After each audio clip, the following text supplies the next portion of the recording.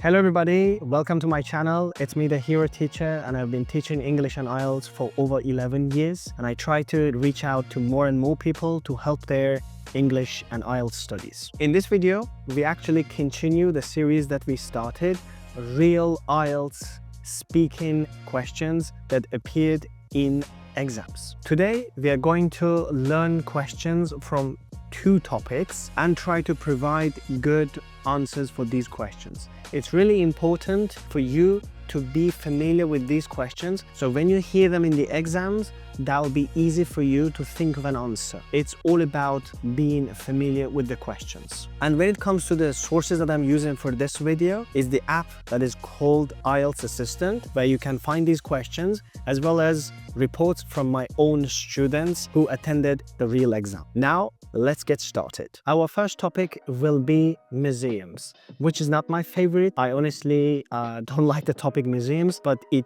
appeared in the exam, so we need to work on it. By the way, these questions are actual for January, February, March, and April 2026. If you are planning to take the exam in these months, please be very careful and take your notes as we make progress. Well, our first question will be, what did you learn from visiting museums and art galleries? Well, because I'm a person who basically doesn't like visiting museums, I'm going to mention one instance that happened in my life around 7 years ago when I visited a Russian museum called Hermitage. So my answer for this question is going to be something like that. Well, I'm a person who doesn't visit museums that often, but I can tell you one time when I visited a museum called Hermitage in St. Petersburg, Russia, where I learned a great deal of knowledge from medieval kings and their lifestyles. So it is important to answer the question, and as long as you can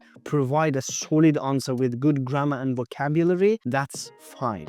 But if you haven't visited a museum before, just let the examiner know about it. That, well, I know it sounds a little interesting, but I've never been to a museum because I don't find them an interesting place to visit. And that will seal the topic. So you don't have to provide more answers, and the examiner will understand that you are not interested in museums and will ask you follow-up questions just to feed his or her curiosity, like why you're not interested in museums, and do you think they are important or not, like some spontaneous questions. Now, the second one is, do you think museums are important? Well, as much as I'm not interested in visiting museums, I believe they are an important part of our cultural heritage because we keep our important historical artifacts in these places safe and sound, which can take our traditional beliefs and values and pass them to further generations. All right, again, the answer for this question, like if I were in the exam, I would definitely say this, because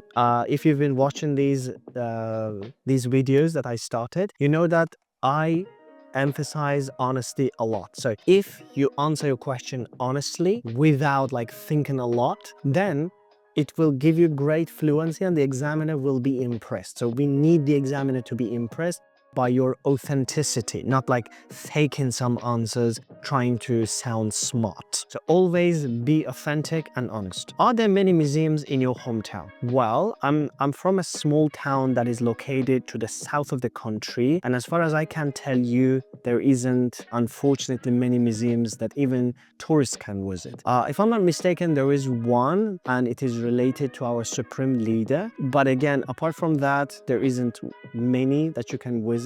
In my opinion, it's an unfortunate, but it is what it is. Again, I am giving real answers. Actually, that is the truth. So we don't have many museums in our hometown, and I just said it. Because if you don't have any shortage of ideas, you just feel confident and you start giving good answers. At least they are authentic, they are fluent, and it will give you, I mean, by this way, you will get at least 7.5 from the speaking. But if you add good vocabulary, if you add good grammar, it's going to be even above 8. The next question about this topic is, do you like visiting museums and art galleries? Well, because I've already stated that in one of my answers and the examiner knows it, he or she's not going to ask this.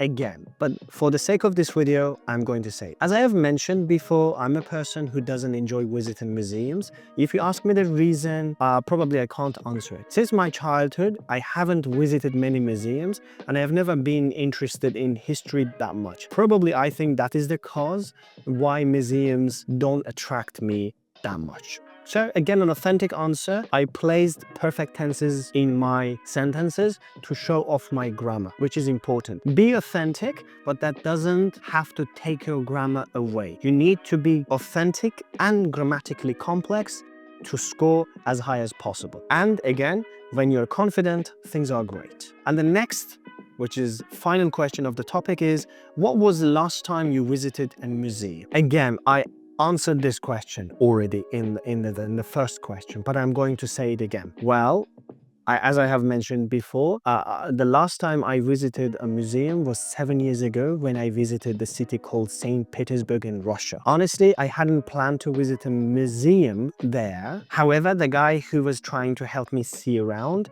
highly recommended me visiting that place called Hermitage, and I just followed his guidance and I was really happy to be there. As you can see, again, I told the real story. I actually went to Russia in that year, I think 7 years ago, back in late 2018, early 2019. I actually had my new year there. So it's like way long ago, probably like 7-8 years ago. And when that happened, I really visited that museum and I loved it. It was a brilliant place.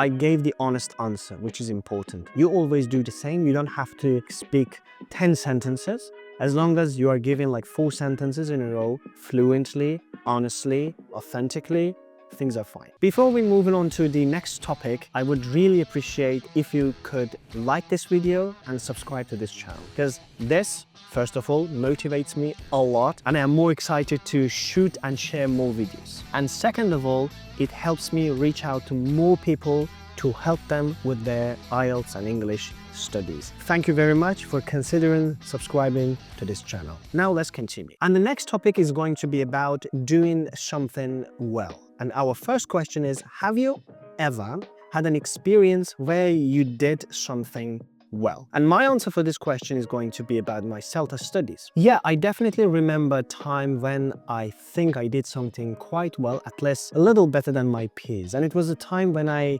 did my teacher training called CELTA from Cambridge University. I graduated the program with distinction, Pass B, which is, I think, the second highest score. Some of my peers got just a pass, while I got Pass B, and I was really good at completing all the tasks on time. At some point, I thought I was the favorite candidate of my trainers. And the final result actually made me believe that I'd been doing it quite well. So again, I was honest.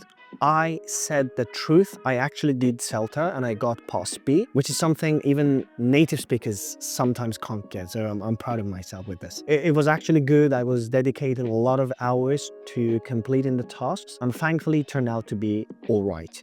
And because I said the truth, I could easily give the answers. I mean, like the ideas. The next question, have you ever had an experience where your teacher thought you did a good job? Well, I can easily use the example from my previous answer about doing the CELTA, because that's going to be an easy option. Something like, yes, as I just said, my trainers from the CELTA training really praised me almost every session. However, I'd like to bring another instance from my life when I did my TESOL certification, again for teaching. And my trainer almost every day praised me and even I think on one day he told me I was his favorite TESOLer, which was amazing and I'm kind of like got me emotional at the time. So again, I answered the question with real experience. I told the examiner, yes, it was the time when my trainers or my teachers thought I was doing something good, like I was passing the training really well. So you should do the same. Like you can bring examples from your school life, from your university life, from your trainings, just like I did. It's not important. It has to be authentic, because if you again start fabricating, like trying to come up with some stories that actually didn't happen, you may mess up.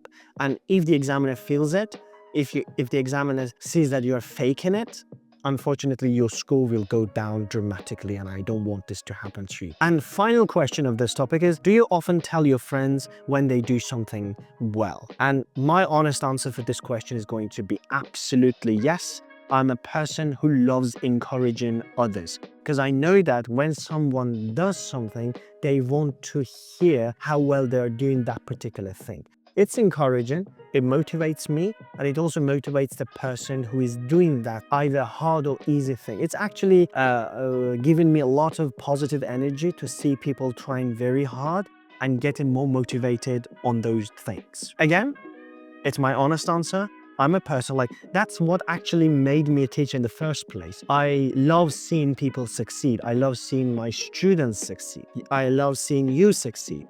And that's why I love praising people and telling them how hard they work and how well they do particular things. And that's gonna be what you're going to say, right? Like, you also love motivating people. I mean, everybody loves that, right? Like, when you see somebody's working really hard, you love it and you say it, you praise that person becomes happy, but that happiness is spread to you too. And that brings us to the end of this video. We have worked on 2 topics, museums and doing something well. These are actual exam questions. I want you to take your notes and practice, practice, practice. Thank you very much, and see you in the next episode. Bye-bye.